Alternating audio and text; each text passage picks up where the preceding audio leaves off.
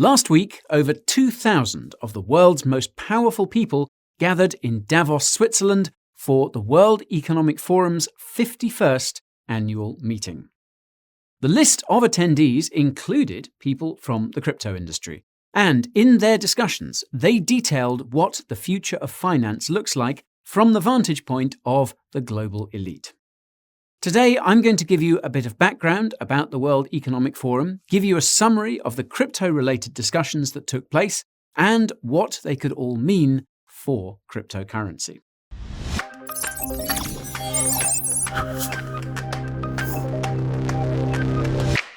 Before we tango with the technocrats, you need to know where you're at. If you're here for financial advice, I'm afraid you won't get none of that. The only thing you'll get is educational content packed with facts and stats. So please contact a financial advisor if your crypto portfolio looks like crap. Now, I'd like to give a warm welcome to anyone new. My name is Guy, and crypto is what we do.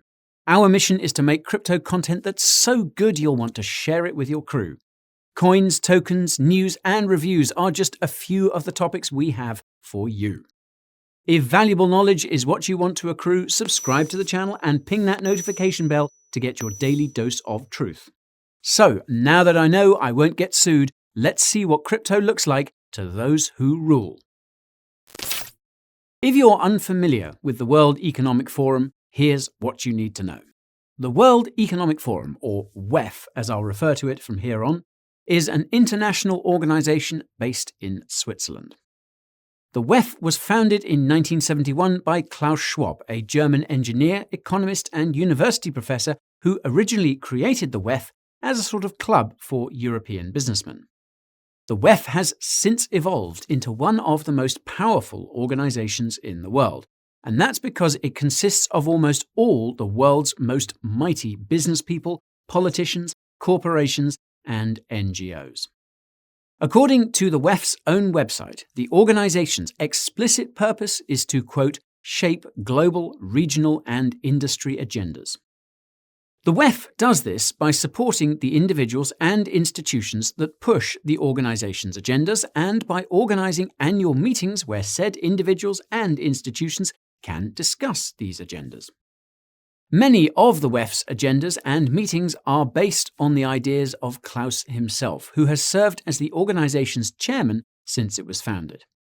Now, Klaus's most infamous idea is the Great Reset, which he detailed at length in his 2020 book and went viral after the WEF posted a short video to Twitter explaining how you'll own nothing and be happy by 2030. As for the members of the WEF, they'll own everything and be even happier. Anyways, the idea that's most relevant to this video is stakeholder capitalism, and Klaus has stated in interviews and speeches that the stakeholders in question are, of course, the members of the WEF. Stakeholder capitalism was actually the theme of the WEF's Davos meeting in 2020, and the Great Reset was the theme of the meeting in 2021, which was held virtually due to the pandemic. The theme of this year's meeting was, quote, history at a turning point, government policies and business strategies. In other words, how do we take advantage of all the chaos to take more control?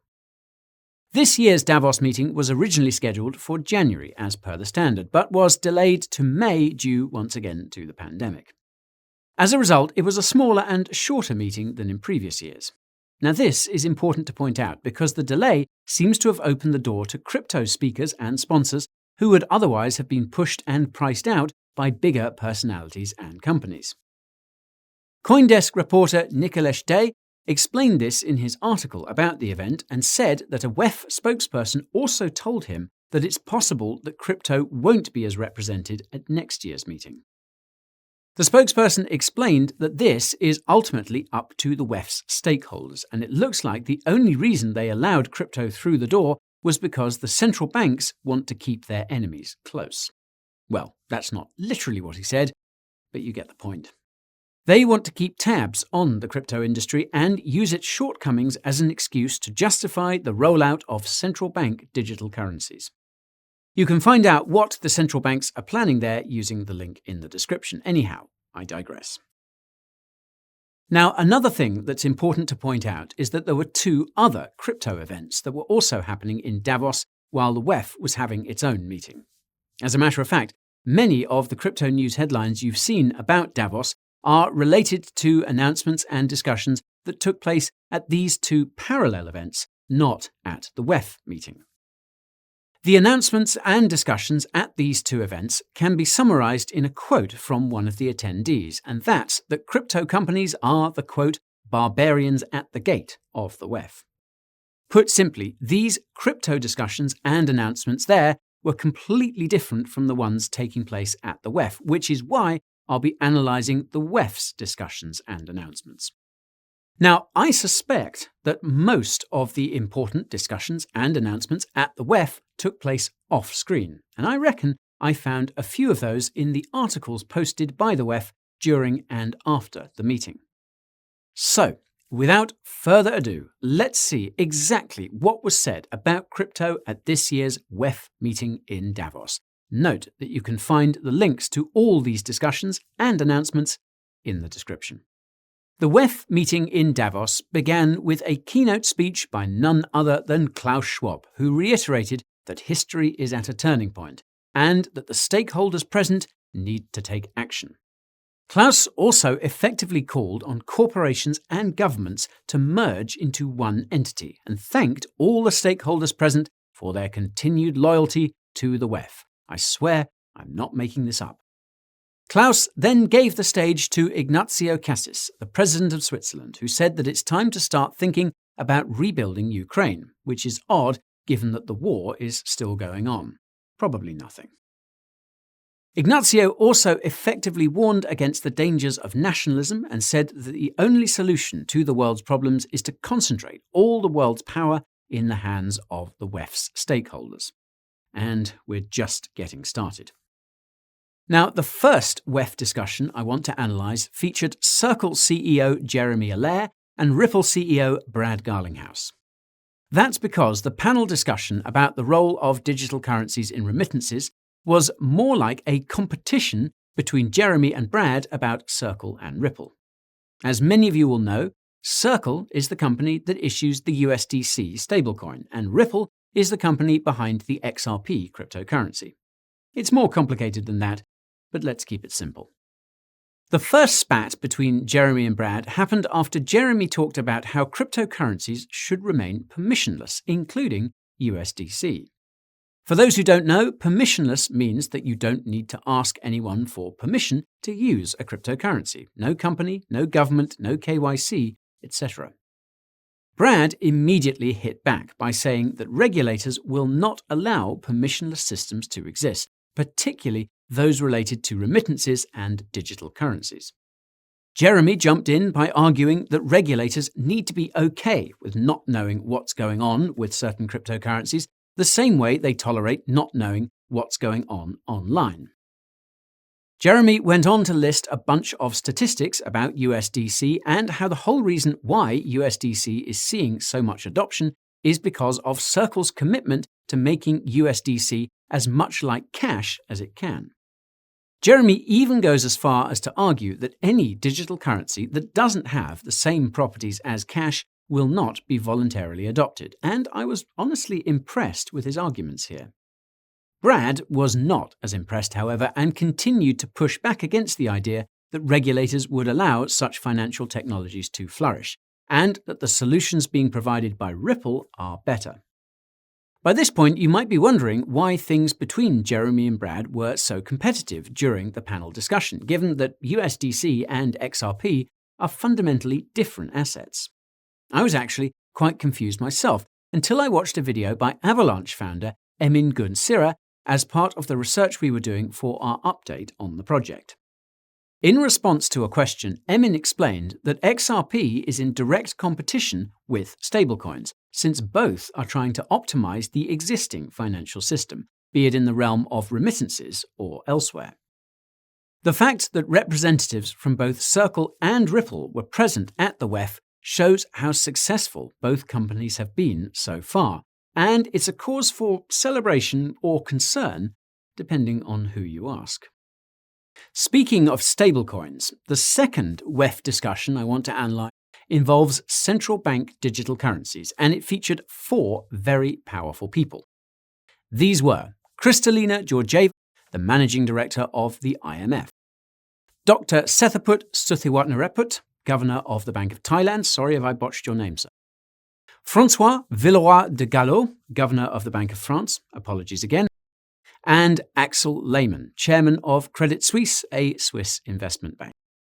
Now, if you've been keeping up with the crypto headlines, you'll know that this is where Kristalina famously referred to Terra's Anchor protocol as a pyramid scheme and UST as a, quote, not-so-stable coin. On that note, if you want to find out exactly how Terra collapsed, you can check out our video about that using the link in the description at your leisure. Anyhow, Kristalina also claimed that there are 3 types of digital assets: central bank digital currencies, stablecoins, and cryptocurrency, which she doesn't count as currency, but assets. When the moderator asked whether people were flocking to cryptocurrency because of a loss of trust in central banks, François deflected by saying the crypto crash has caused people to lose faith in crypto. I'll let that comment slide for the sake of time. Meanwhile, Axel tacitly admitted that the average person probably wouldn't adopt central bank digital currencies voluntarily, which is why the Swiss central bank is focused on a so-called wholesale CBDC. If you've watched any of our videos about central bank digital currencies, you'll know a wholesale CBDC will be used by select individuals and institutions, whereas a retail CBDC will be used by folks like us. François followed up with a forecast of when a retail CBDC could be rolled out in the European Union, and he sees it being fully functional between 2025 and 2027. Stack those sats, Euro bros. Another interesting insight that arose during the discussion came from Kristalina, and that's that the demand for cash skyrocketed in Scandinavian countries after Russia invaded Ukraine. This is significant because Scandinavian countries are known for being the most progressive when it comes to digital currency, and the fact that they flock to cash suggests there is little trust in them. At the end of the discussion, François made a tacit admission of his own, and that's that foreign central banks are starting to see US dollar-denominated stablecoins as de facto digital dollars. This is why I said, speaking of stablecoins, a few moments ago. The WEF actually detailed these so-called synthetic CBDCs in a massive crypto report I covered in another video. That will be in the description. Anyhow, the third WEF discussion that caught our eye concerns the global economic outlook, which is obviously relevant to cryptocurrency. This panel discussion was also important enough to be broadcast live on CNBC. The panelists here included Kristalina and François, as well as Jane Fraser, the CEO of Citibank, and David Rubenstein, a billionaire businessman who was the policy advisor for former US President Jimmy Carter. In contrast to other panel discussions, the one about the global economic outlook centered around questions from the audience, and the first question was whether the world is headed for a recession. Jane was the only panelist who was convinced that a recession is coming, and warned that the 1.5 billion people who could soon go hungry because of rising food prices could create a global crisis. More about that in the description. The second question was about inflation, and Kristalina warned that high inflation will remain if countries decide to become self-sustainable. Kristalina then made the bold claim that if the world doesn't continue to globalize, i.e. centralize, then, quote, we will end up poor. But I think what she meant is that the WEF stakeholders will end up poor. The third question was related to economic growth, and François took issue with the fact that old people are being told that growth is over, and young people are being told it's bad for the environment. Kristalina echoed a similar statement, and that's that globalization hasn't benefited everyone equally, and that she has concerns about the growth prospects of developing countries. What's ironic is that many of these concerns stem from the fact that the panelists are trying to prevent developing countries from using fossil fuel and trying to convince them to go straight to renewables, which isn't cheap or practical. The fourth question centered around currencies and exchange rates, and the moderator asked François whether European banks are concerned about the euro's decline against the US dollar. Francois sheepishly answered that they don't target an exchange rate and called for strict crypto regulation to make sure they don't replace fiat currency or lead to financial deglobalization, i.e. decentralization. The moderator interrupted with an epic question, and that's why central banks want to regulate something they say has no value. That is some real moderation right there. While Francois sat there in awe of his own hypocrisy that had been exposed on national television, David said that people will always want crypto because it can't be controlled by the government. Kristalina also chimed in by calling Terra a pyramid scheme again and bragging about how the IMF is going to teach developing countries that cryptocurrency are not currency, all while shilling CBDCs instead. And if you watched my recent video on the IMF's antics, you'll know exactly what that teaching involves. Link in the description. Anyways, back to the discussion. Jane took Kristalina's subtle desire for control up to 10 by saying that the financial elites are really rallying around blockchain technology and not cryptocurrency. I understand this as meaning that financial institutions are developing technologies that will meticulously track, trace, and database everything you do with their own distributed ledgers. This is why it's important to know the difference between terms like blockchain, cryptocurrency, and distributed ledger, and you can learn more about those distinctions using the link in the description. Now, if you think what I've said so far is scary, you're in for a treat, because it's time to talk about ESG. As I mentioned in our video about ESG and cryptocurrency, ESG is short for environmental, social, and governance, and ESG scores dictate how the largest asset managers have been allocating their capital. I actually recommend you go back and watch that video if you haven't already, because the WEF has played a critical role in setting ESG standards and enforcing this investment ideology around the world. It should come as no surprise then that ESG took center stage at this year's Davos meeting, and there were not one but two in-depth and, quite frankly, disturbing panel discussions about ESG. The first panel discussion featured Bank of America CEO Brian Moynihan, Unilever CEO Alan Job, Hong Kong Stock Exchange Chair Laura Cha, and Emmanuel Faber, who I'll come back to in a second. If you watched my aforementioned video about ESG and cryptocurrency, you'll know that Brian is one of the leaders of the ESG movement and has been working closely with the WEF to accelerate its adoption. As for Emmanuel, he was ousted as CEO of French food company Danone by its board of directors in early 2021 for allegedly implementing ESG on the company to the point that it was destroying its profits. Danone's board of directors should have seen it coming after Emmanuel celebrated the change in the company's focus by saying that he had, quote, toppled the statue of Milton Friedman, i.e. capitalism. Interestingly, Emmanuel has had no shortage of support from media outlets, with Forbes noting that he will be remembered as, quote, one of the leading executives promoting stakeholder capitalism. Yikes. Now, as far as I can tell, Emmanuel also has crazy connections to some of the world's most powerful people, so much so that he was appointed chairman of the International Sustainability Board last year. Now, the International Sustainability Board, or ISB, is an international organization that was created after the United Nations COP26 climate conference, and its purpose is to set global ESG standards. Yikes again. At the very beginning of the first panel discussion about ESG, the moderator highlighted the fact that ESG was the hot topic at the WEF and that ESG has become closely aligned with the UN's SDG. How many acronyms can I fit into 30 seconds? For context, the United Nations Sustainable Development Goals, or SDG, are a, quote, blueprint to achieve a better and more sustainable future for all. And the UN hopes to meet these goals by 2030. Funny that. What followed was 45 minutes of some of the most dystopian dialogue I have ever heard, with subjects such as, quote, the dangers of letting the local get in the way of the global.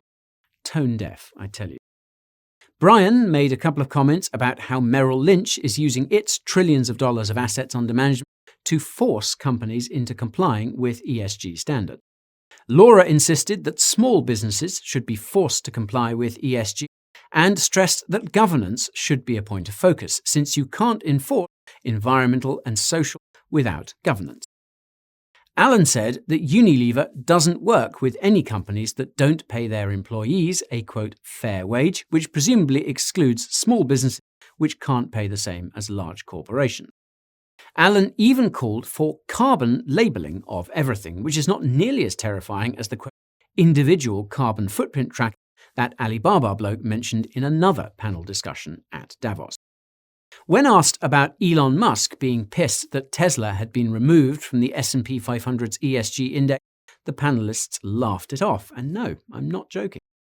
Alan said Elon shouldn't be mad because there are 15 different ways of measuring ESG, and he's sure that Tesla scores highly on those measurements. When you combine these comments with the fact that companies like Microsoft, Facebook, and even some oil companies score high on ESG, it becomes clear that ESG isn't about anything except control. If you're still not convinced, look no further than the second panel discussion about ESG, which featured Brian, Emmanuel, and Financial Times editor Gillian Tett. This is where Emmanuel says that he's going to set global ESG standards, and where Brian says that he wants to make sure no company escapes ESG and suggests banning defectors from financial services. The whole time, Gillian was egging them on, applauding them for moving so quickly, insisting that ESG was no longer about ideological activism, and saying they must find a way to deal with ESG dissidents.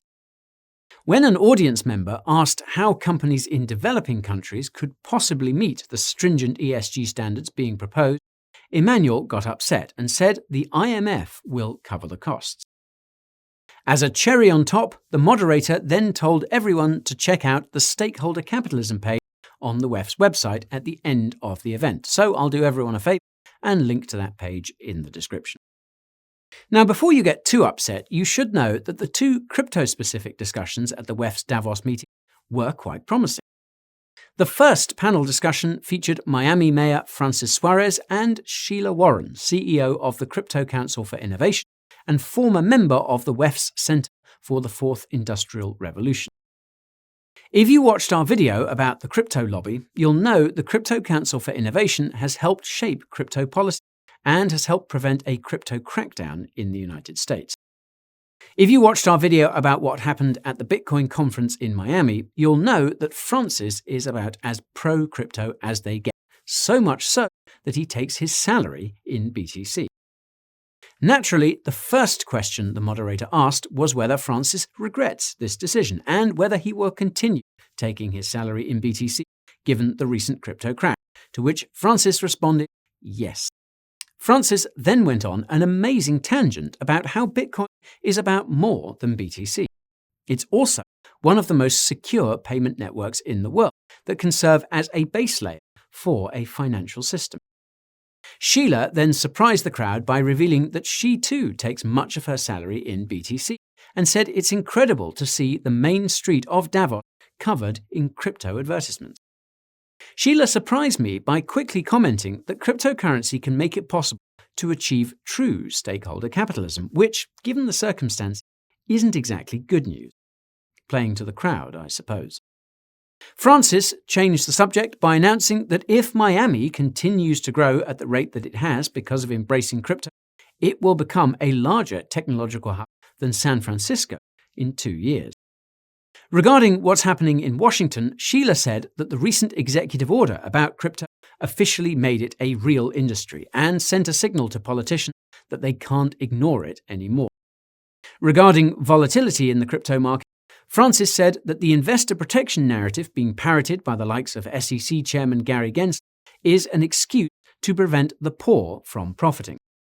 Sheila agreed and said that the focus should be on financial education, not financial regulation, and that it's wrong to say someone's not capable of making a financial decision just because they're poor.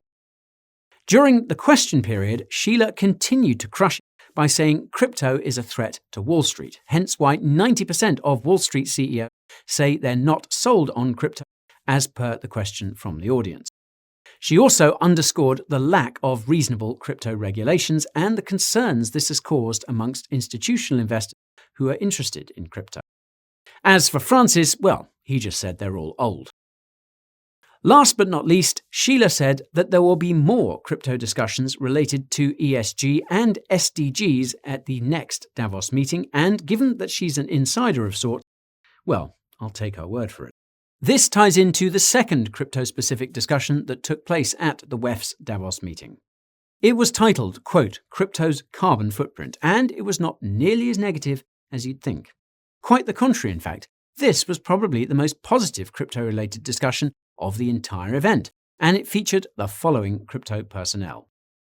Danelle Dixon, CEO of the Stellar Foundation, the non-profit behind the Stellar cryptocurrency.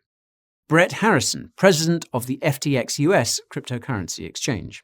Lauren Woodman, executive director of a data analytics company called DataKind. Robert Wardrop, one of the brilliant minds behind Cambridge University's Bitcoin mining map. And Anthony Scaramucci, founder of a crypto-focused investment firm called Skybridge Capital. The moderator was Michael Casey, chief content officer of CoinDesk, the crypto news company I mentioned earlier, and he made some spicy comments that I'll cover in a moment. The discussion began with a rant from Robert, who explained that his team knew Bitcoin's energy use would become a concern to investors back in 2018 and set out to find a way to accurately measure it. Cambridge University's most recent estimates are that Bitcoin uses about 0.13% of the world's energy. And if you watch my video about CoinShares' crypto mining report, you'll know it might be a bit less. Robert also said that Cambridge estimates half of the energy used in Bitcoin mining is renewable in nature, but because it looks like Chinese miners are still active, this percentage could be a bit lower. This is when Michael came in with his first spicy comment, which was along the lines of, quote, look at South Korea and North Korea at night. One uses energy, the other doesn't. Where do you want to live? Obviously, Michael's point is that there is a purpose to Bitcoin's energy use, and Danelle echoed this sentiment by saying people should look to improve proof-of-work mining rather than cast judgment about its energy use. This is when Michael came in with his second spicy comment, and that was a quick message to the audience to look something up that's related to CoinDesk and the WEF. So I did, and I found this. It's called the Crypto Impact and Sustainability Accelerator, and it's a collaboration between CoinDesk and the WEF to make crypto ESG friendly and leverage crypto technology to enhance ESG. Spooky. Next, Anthony took the mic and explained to the audience that they must think about all the carbon that's being offset by a decentralized financial system, all the buildings, cars, and bureaucracy. Robert then returned with another epic explanation, and that's that the reason why there's an obsession over Bitcoin's energy use is because institutions want to know how to value BTC. Anthony took this as the opportunity to shill a project he's working on called Trueflation, which measures the real inflation rate in the United States. That's in the description if you're interested. Brett was making insightful comments throughout the discussion, and the one that stuck out to me the most was his point that all the crypto donations that went to Ukraine prove crypto has a purpose. When Michael opened the floor to questions, however, the pro-crypto mood completely changed. It seems most of the audience was against proof of work because the questions were loaded to the limit. What was amazing was how the crypto panelists instinctively joined forces against these anti-crypto foes, and their responses were nothing short of rock-solid science. Brett retorted that it was ridiculous to think that the world would run out of computing power because of Bitcoin, which was what one of the audience members unironically implied. Robert and Danelle countered the critics by asking them to consider the fact that there are people who see BTC as a valuable asset and Bitcoin as a valuable network, and that this is a legitimate position. Now, the one question that did cause the panelists to pause was about what happens to cryptocurrency when quantum computing comes around, something that could happen as soon as 2025. Brett took the brunt of the question by explaining that quantum computers would be able to crack all encryption, so nothing would be safe, and the real concern at that point would be the system itself. What's hilarious is that the woman who asked the question about quantum computers asked the same question to panelists in other discussions, and was even a panelist herself for one of the Metaverse discussions. So, this brings me to the last two WEF discussions I want to dissect, and both of them were about the Metaverse. Judging by all the Metaverse-related articles on the WEF website in the wake of the Davos meeting, the Metaverse was almost as big of a topic as ESG. This might be because confining people to a virtual world is environmentally friendly, makes it possible to enforce equality across all metrics at the protocol level, and gives total control to WEF stakeholders. The first panel discussion about the Metaverse featured Chris Cox, the Chief Product Officer of Meta, Philip Rosendale, the creator of the virtual reality game Second Life, and two other panelists. I won't bother to point them out because the first Metaverse discussion was underwhelming, save for a few questions that were answered by Chris and Philip. The first question was about how the Metaverse can be regulated, given that it will cross all manner of borders and boundaries. Chris looked a bit shocked because, to him, the answer was obvious. It's the international organizations like the WEF that will set regulations for the Metaverse. The second question was about how the Metaverse will be financially viable when everyone is aware of the extreme data extraction that social media platforms like Meta engage in to make their money. Philip had an easy answer, and that's to make the Metaverse subscription-based. Chris had a different answer, and that's that there will be advertising in the Metaverse, suggesting that Meta will continue to extract data from its users there. The third question is one I'm sure all of you are wondering, and that's whether the Metaverse will create a massive divide between the rich and the poor. That's because it's believed that the rich will mostly continue to live life as normal, whereas the poor will have no other option but to live life mostly in the Metaverse. What's concerning is that the answers from the panelists weren't entirely clear, and Chris instead opted to criticize the audience for flying in on private jets and not wearing face masks. This was rather ironic, given that Chris wasn't wearing a mask either, and probably flew in on a private jet along with the many other representatives of Meta who were probably present behind the scenes. What's even more concerning is that one of the WEF's own articles about the Metaverse basically confirms that people in poorer countries are the most likely to adopt it. It looks like the country that's the least likely to adopt the Metaverse is good old Great Britain, and to that, well, jolly good show, chaps and chapesses. Now, the fourth question came from that quantum computing lady who was a panelist for the second Metaverse discussion titled, quote, The Possibilities of the Metaverse. If I'm not mistaken, the second Metaverse discussion was one of the longest, if not the longest, discussion of the entire event, and it featured the following folks. Hoda Al-Kazimi, aka Quantum Computing Lady, who is an associated professor at New York University in Abu Dhabi. Our friend Philip, the Second Life chap. Pascal Kaufmann, a Swiss neuroscientist and entrepreneur. Peggy Johnson, CEO of Magic Leap Inc., a company that makes metaverse hardware primarily for business use. And Edward Lewin, Vice President of Government and Public Affairs at Lego. Yes, that Lego. Didn't know they had a government-focused department? Me neither. Now, most of the headlines about this Metaverse discussion are about what Edward said at the start, and that's that the Metaverse should be designed, quote, with children in mind. The implication there is that they're preparing children for life in the pod, which Pascal later said will likely harm the development of children, which is why he will make sure his kids run wild and free IRL.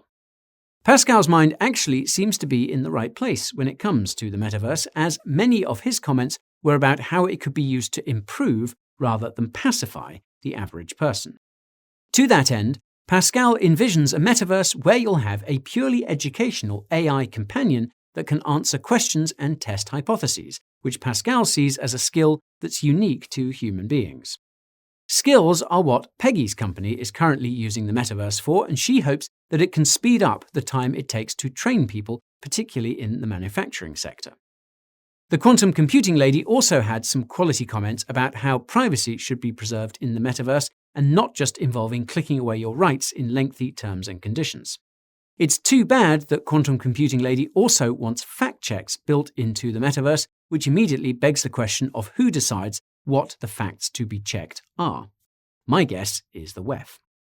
The last insightful comment I'll highlight came from Philip, who speculated that most of the interoperability issues related to the metaverse will involve digital identity.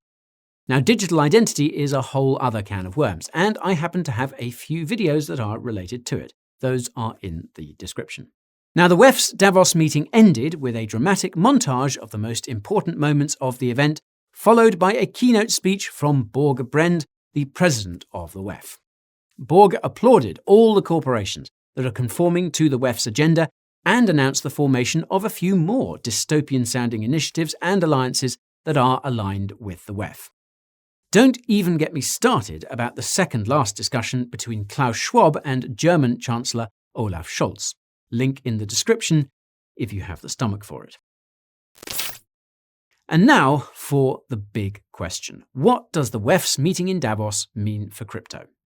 Well, in short, it seems that crypto still isn't being taken all that seriously by the world's elite, which is actually really good news. The longer crypto stays under their radar, the better, because once its adoption goes exponential, there's nothing they will be able to do to stop it. That said, I do have a couple of concerns about a few of the crypto companies and personalities that seem to be aligned with the WEF, but so far there's nothing that stands out on that front. It's also more than likely that these crypto personalities and companies are just playing along to make sure crypto doesn't become public enemy number one in the eyes of the so-called stakeholders. More importantly, it appears that the average person is catching on to what's happening at the WEF, and this has led to a collapse in trust in the institutions affiliated with it, as per Klaus Schwab's comments at the previous Davos meeting in 2021.